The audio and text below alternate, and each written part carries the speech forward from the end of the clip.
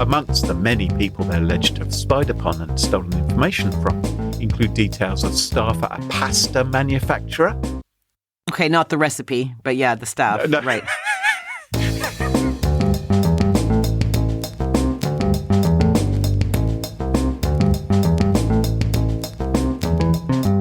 Smashing Security, episode 392, Pasta Spies and Private Eyes, and Are You Applying for a Ghost Job? With Carole, Theriault and Cluley. Hello, and welcome to Smashing Security, episode 392. My name is Cluley. And I'm Carole Theriault. Now, Carole, it's a very special day, the day of recording, isn't it? Scary day. Scary day? Oh, because it's November 5th. Bonfire night. Isn't that the reason why everyone is thinking about November the 5th this year? Yes, that's why. No other reason, right? Yes, the world's going up in flames. Yes, that's exactly what we're worried about. I don't want to talk about it. I want to kick off this show. But first, I want to thank our wonderful sponsors, 1Password, Vanta, and Flashpoint. It's their support that help us give you this show for free. Now, coming up on today's show, Graham, what do you got? I'm going to be talking about a snooping scandal which is taking place in Italy. Okay, and I'm going to delve into the world of ghost jobs. God, I should have done this last week when it was Halloween.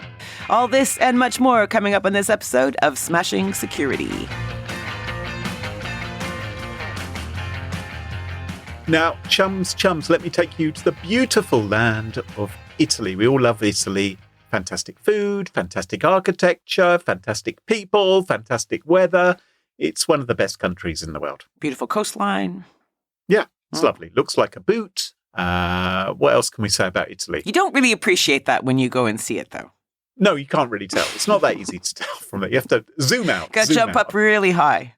Well, bad news, I'm afraid, because hackers are alleged to have been stealing confidential data related to some of the country's most prominent figures, including politicians. They're even said to have accessed the contents of the email account of Italian President Sergio Mattarella. Okay, nightmare. So police have arrested 4 people as part of a major probe into this snooping and hacking scandal. People they've arrested include a former super cop, Carmine Gallo. What's a super cop? A super cop is a very important policeman. In this case, Signor Gallo is remembered for his courageous investigations into mafia gangs, his success in rescuing kidnapped victims. So he was a top cop. Top cop. That's how the English would put it. Yeah, and he's now been arrested, as has another chap. Wow. Called Nunzio Samuele Calamucci. The wonderful names they have in Italy.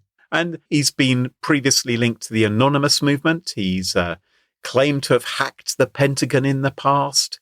Anyway, the leaders of this hacking gang, they are suspected of compiling dossiers to order, no less. All right, like a paper play. Yeah, people come along and say, hey, could you gather us some information? Oh, yeah, we can do that for you. So they've been illegally harvesting data from highly sensitive national security databases at the requests of their clients. Yeah, they're not trying to find out what kind of cigar he prefers, because for a Christmas present. It's not that kind of hacking. That would be rather extreme, wouldn't it? To actually commit a crime to find out what to buy someone for Christmas, rather than just asking them, or maybe you could intercept Santa's email to see what people have put on their Christmas list, perhaps. So there is a private investigations company called Equalize.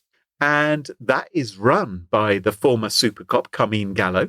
That company is said to be at the heart of the scandal. It's said to have illegally accessed the government's national security databases. This private investigation company accessed those databases from 2019 until earlier this year. Are you kidding me? 5 years. Sitting there in the quiet, just hoovering up everything that goes by. In police wiretaps, Nunzio Calamucci is alleged to have boasted of having hacked the information of 800,000 people while working, it seems, for this PI company. Mm-hmm. And it's been described as one of the largest and most alarming breaches of government data in recent history. So you may be thinking, well, how did they manage to gain access to those highly sensitive security databases? Yes. You are wondering that, aren't you? Yes, I'm playing ball. That's exactly what I'm wondering. Okay. I'm going to tell you. Otherwise, it would be rather dull podcast. According to Politico, who broke the story on this, during the day, Calamucci's team of programmers, they were creating and maintaining the databases for the Interior Ministry. Under the guise of equalize. They said, we can sort that out for you. But when night fell, they were allegedly downloading troves of private information on thousands of Italians, including the president, including the ex-prime minister, Matteo Renzi as well. And what, wiped the logs as well, so no one could see any of this happening? According to Calamucci, he was recorded on these wiretaps saying the database had been designed by his staff. He said, by the boys from Colchester. These are my lads who've set this all up. They've got it on physical servers in Turin, and we have a rat, meaning a remote access Trojan. Yeah. So it's a huge conspiracy. Yeah. Okay. Yep. Amongst the many people they're alleged to have spied upon and stolen information from include details of staff at a pasta manufacturer. Okay, not the recipe, but yeah, the staff. No. Right. They haven't stolen a recipe. An Italian energy company, ERG. Oh, geez. Journalists at 3 of Italy's leading newspapers and a pop singer. Okay. And this data was then sold to clients. So people who'd said, have you got some data? Or used to blackmail, it is alleged, entrepreneurs and politicians since at least 2019. And they're supposed to have made millions and millions in euros. Of hush money. Basically, I know that you did blah, blah, because I have the email, give me 50 grand kind of thing. Yeah, or whether they got paid by the people who wanted the data as well. In one conversation which was alleged to have been recorded, this super cop or former super cop, he said that he had videos showing Silvio Berlusconi. Do you remember the Bunga Bunga parties? Yes. Ruby the Heart Stealer was the dancer he had a particular eye for, who he met when she was just 17.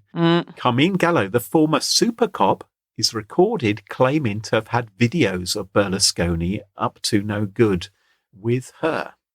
So he had him on a short leash. Jeez. One of those people who's been arrested is a chap called Massimiliano Campanovo, easy for me to say.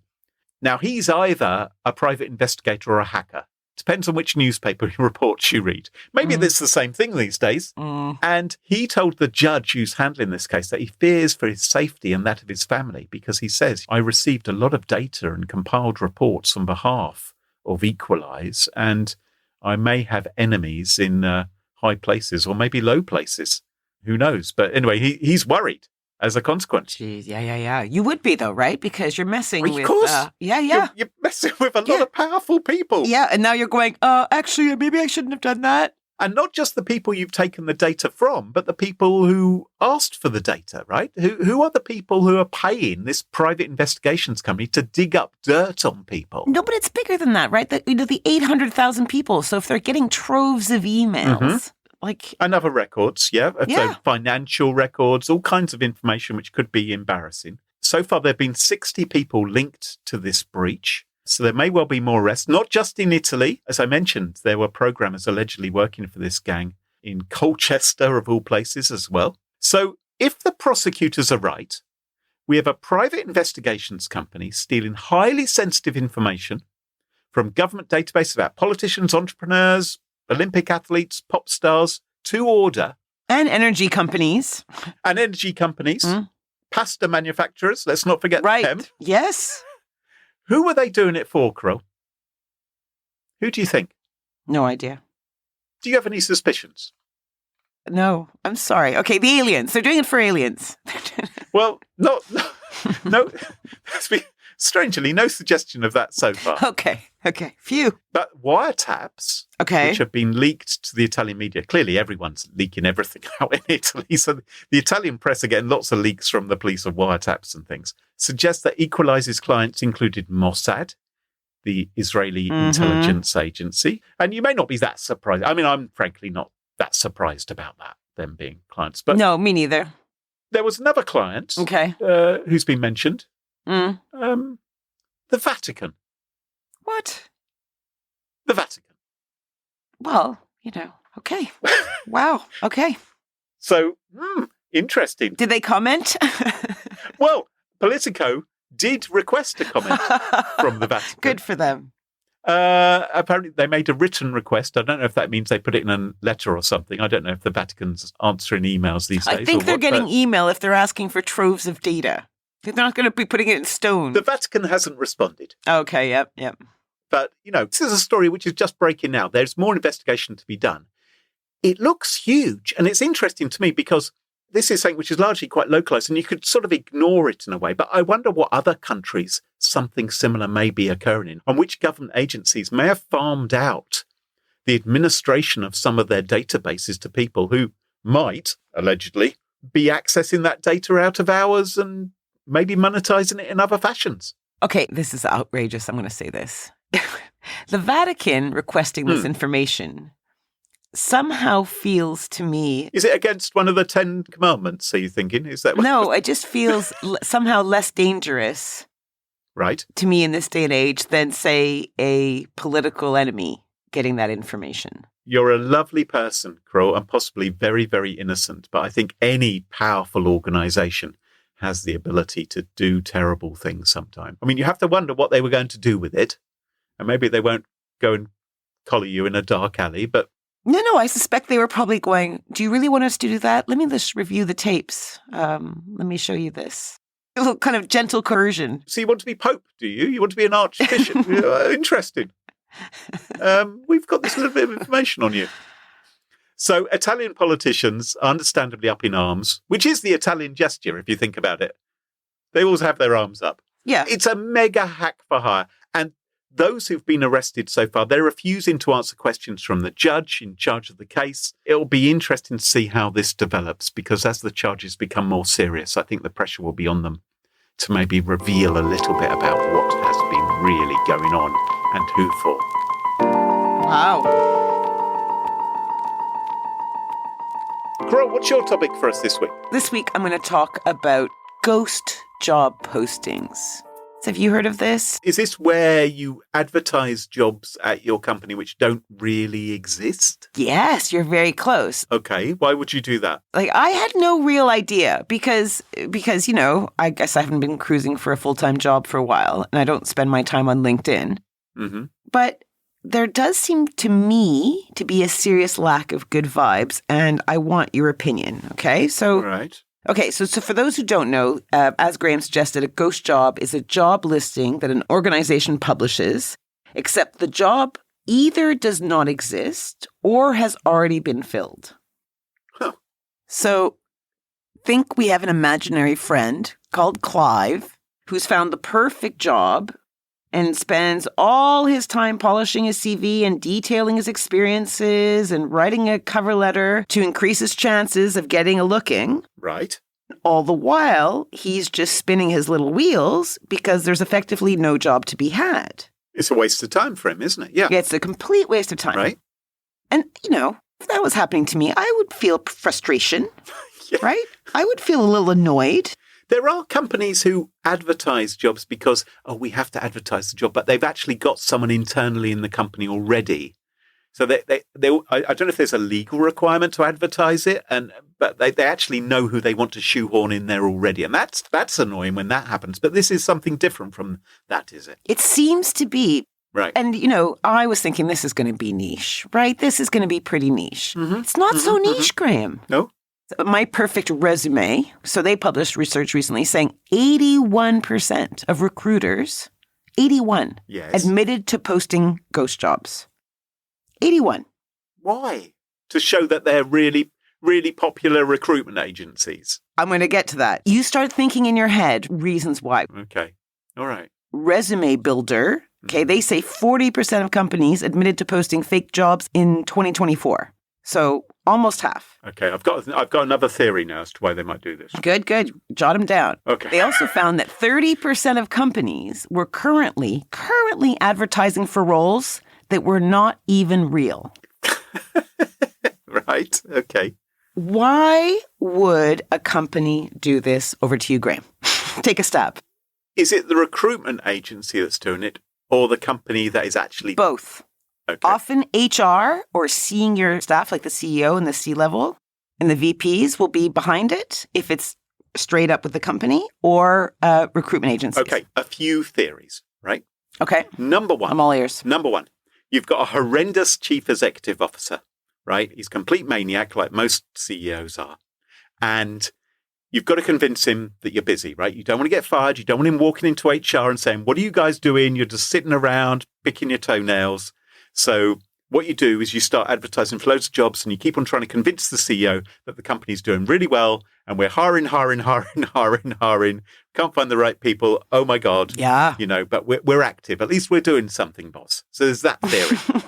Okay, that's a good theory. Good theory. I suspect that's not it. It's not on my list. No, there's lots of them on my list. Okay. That one is not on my list. Okay. Yeah? Another theory.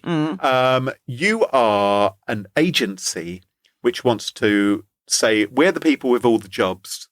And therefore, you're creating fake jobs. Yes. So it's like you're trying to get more people to sign up for your books and give you their credentials so that they can spam you in future with real job adverts. But they're making up attractive, phony jobs in the meantime.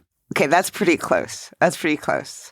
So, here's a few to add to that. I've got some more theories. Yeah, okay. Let me give a few and then we'll come back to you. All right, okay. So one of them is to build a pool of applicants in case of turnover, right? Oh, right. Okay. So someone takes the job, then quits after a week and a half. Yeah. I can't believe they don't let me eat donuts in the office. I'm going to leave here, and you storm out. Also, collect CVs, do a bit of data mining. Right. To gauge the market to see if specific skill sets are available or not. So you might be going, how many, Linux programmers do we have available? And also understand salary expectations. Like, hey, do you want this job for 60 grand a year? And then maybe you put it back out again, 70 grand, 72.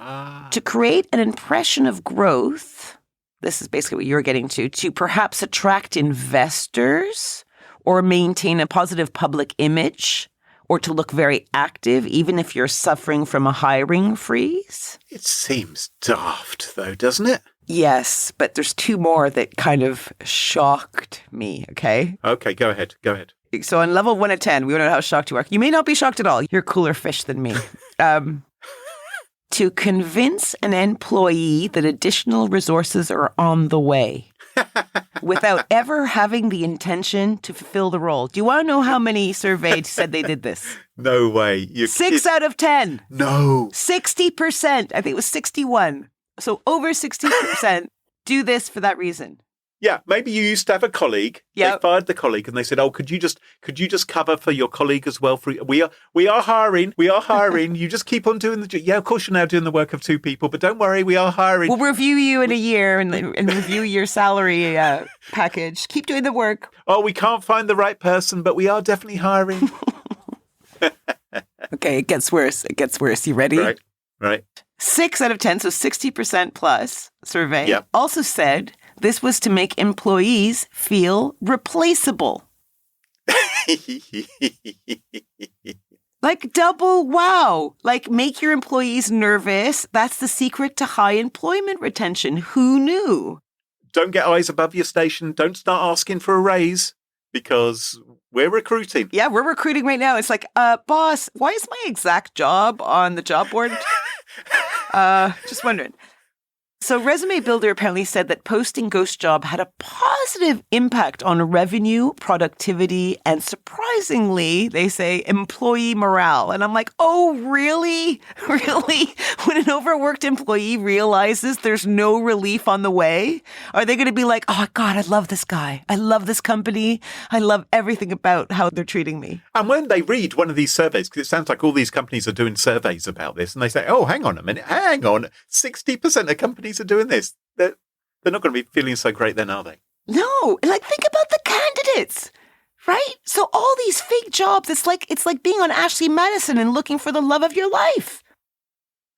Like they're spending serious time applying for positions that do not exist and are not going to be filled. Can I just say 80% of companies surveyed admitted to doing this? And it's gross. But as gross as I might find it, it doesn't seem to be illegal. Right. okay, I get that it's complicated, especially in the States, for example, you've got state laws, but it is weird because the FTC Act prohibits unfair or deceptive acts or practices in commerce. So how can knowingly posting a ghost job not fall under this purview? I suppose you could argue they are advertising a vacancy, aren't they? But there's no vacancy. No, I know, but it is like an advert. It's an advert for something which you can't. Mind you, how would you make it illegal?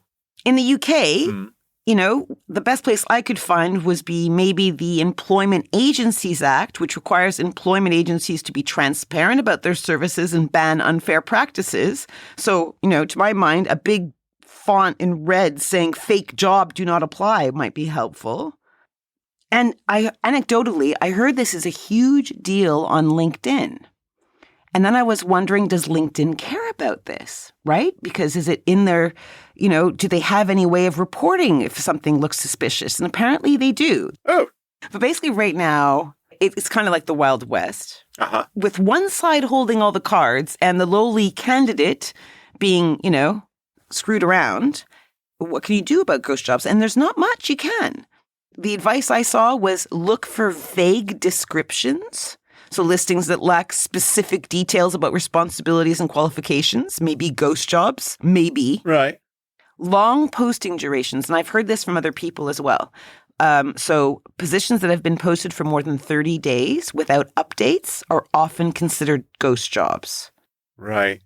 And repeated listings. So if a job appears frequently or has been reposted multiple times, it could be a sign that it's not actively being filled. Doesn't this cost companies to repost these ads? I mean, do they care so much about their employees' morale that they are putting they don't care about their employees' morale because they're like, in some cases, they're like trying to find replacements fakely just to make them feel nervous.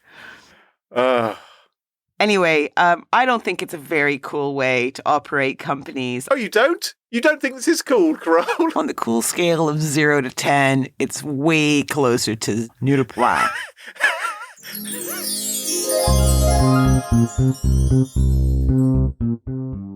This episode of Smashing Security is brought to you by Flashpoint. 2024 has been a year like no other for security. Cyber threats, physical security concerns have continued to increase. Now, geopolitical instability is adding a new layer of risk and uncertainty. Last year, there was a staggering 84% rise in ransomware attacks and a 34% jump in data breaches. The result? Well, millions and millions of dollars in financial losses and threats to safety worldwide.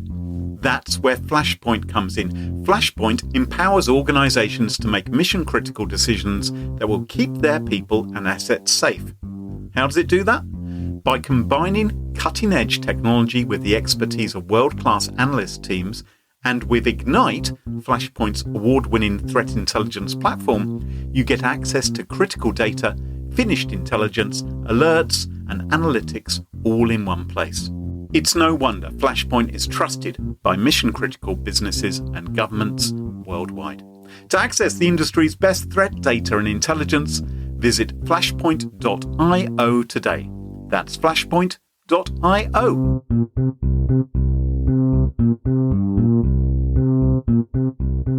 Whether you're starting or scaling your company's security program, demonstrating top-notch security practices and establishing trust is more important than ever. Vanta automates compliance for SOC 2, ISO 27001 and more, saving you time and money while helping you build customer trust. Plus, you can streamline security reviews by automating questionnaires and demonstrating your security posture with a customer-facing trust center, all powered by Vanta AI. Over 7,000 global companies like Atlassian, Flow Health, and Quora use Vanta to manage risk and prove security in real time. Get $1,000 off Vanta when you go to vanta.com/smashing. That's vanta.com/smashing for $1,000 off. Quick question. Do your end users always, and I mean always without exception, work on company-owned devices and IT-approved apps? I didn't think so. So my next question is, how do you keep your company's data safe when it's sitting on all of those unmanaged apps and devices? Well, 1Password has an answer to this question, and it's called Extended Access Management. 1Password Extended Access Management helps you secure every sign-in for every app on every device, because it solves the problems traditional IAM and MDM can't touch. Go and check it out for yourself at onepassword.com/smashing. That's onepassword.com/smashing. And thanks to the folks at 1Password for supporting the show. And welcome back. And you join us at our favourite part of the show, the part of the show that we like to call Pick of the Week. Pick of the week. Pick of the week. Pick of the Week is the part of the show where everyone chooses something they like. Could be a funny story, a book that they've read, a TV show, a movie, a record, a podcast, a website, or an app. Whatever they wish. It doesn't have to be security related necessarily. Better not be. Well, my Pick of the Week this week is not cybersecurity related. Good. So on the day of recording, America is going to the polls, Carole. It's not just Guy Fawkes Day. Yes, I'm very aware. Of course, folks will be listening to this in the future, won't they? They'll be listening to this after the polls have been decided and America is calm once again. But if you want to remember the chaotic old days of 2020, 2021 and so forth, I've got a podcast which may be relevant. It is a podcast on BBC Sounds by BBC journalist Gabriel Gatehouse called The Coming Storm, and I really like it. Yes. Have you heard some of this? Yeah, I've heard some of it. It's very good. It's very good. So it looks into the background of the January 6th insurrection in Washington, but it's not just a retread of QAnon conspiracy theories and unpleasant discussion forums on the internet. He takes a bit of a broader view, looking into the past. Goes back to the witchcraft trials of 500 years ago and yoga teachers and all the way to the Matrix and tech bros and insurrectionists running for Congress who want to abolish federal government. There's all these strands. Yes, Gabriel Gatehouse. I listened to the first series of this. It's excellent. Yes. I don't know why I didn't make it my Pick of the Week. Damn you. The second series is now out. I haven't heard the first series. I've been listening to series 2. He's got a great voice. And it's very, very well produced, like a lot of BBC Sounds podcasts are, to be honest. So it's fascinating. It's serious. It's sometimes talking about the balmiest things imaginable. But I think it might be a good thing if more people listen to it. It's not just a podcast. It's also a book, which I haven't read. I'd love to get my hands on it. But judging by the podcast, it'll be a great read. Anyway, my recommendation is a podcast called The Coming Storm. Carole enjoyed it. I've enjoyed it. Go and listen to it. And that is my Pick of the Week. Carole, what's your Pick of the Week? Graham, I don't know if this has ever happened before. I don't have the same Pick of the Week as you, but it's very similar. Oh. So I have a BBC podcast. Oh, for goodness sake. Are they sponsoring the show? I wish. Hosted by Jon Ronson. Oh, yes. So he's... Interesting. Yeah, he's been a journalist and author for decades and has a penchant for dealing with culture wars in the digital age. This is very similar, Carole. This is very similar. I know. So if someone likes yours, they're going to like mine and vice versa. So my podcast is in the second season. It's standalone shows. You can dip in and out. And each episode deals with a hot topic or issue where well-meaning people become extremists in one way or another. Oh, for goodness sake. So from Christian fundamentalism, pro-life, anti-vaxxers, BLM protests, he touches all of them. And he seems to be obsessed why people do the things they do. And what led them to that decision. So a lot of the stories will have headlines that you might have read, and he will fill in a backstory. It's almost like we don't talk about what we're going to talk about in the show, Carole, before we record the show. Yeah, I know it's very similar to yours, Graham. What can I say? And then, okay, this is also weird, Graham. I have this written in my notes. Jon Ronson, he has a weird voice. That seems a little unfair. He has a distinctive voice. Okay, fair enough. He has an unusual voice that I like, but I can imagine some people might not like. So There's other people who have distinctive voices, Carole, that people may not like. yes, there are, Graham. Yes, there are, Carole. So stories are well researched, told in a weirdly compelling voice, Graham. And if this sounds like your thing, you can check it out wherever you get your podcasts. This is BBC's Things Fell Apart, and that is my pick of the week. How weird is that? That is weird. Well, that just about wraps up the show for this week. You can follow us on Twitter at SmashInSecurity. No G, Twitter won't allow us to have a G. And don't forget to ensure you never miss another episode. Follow Smash In Security in your favourite podcast app, such as Apple Podcasts, Spotify, and Pocket Casts. And huge thank you to our episode sponsors, Vanta, 1Password, and Flashpoint. And to our wonderful Patreon community, it's thanks to you all that this show is free. For episode show notes, sponsorship info, guest list, and the entire back catalog of more than 391 episodes, check out smashingsecurity.com. Until next time, cheerio, bye-bye. Bye.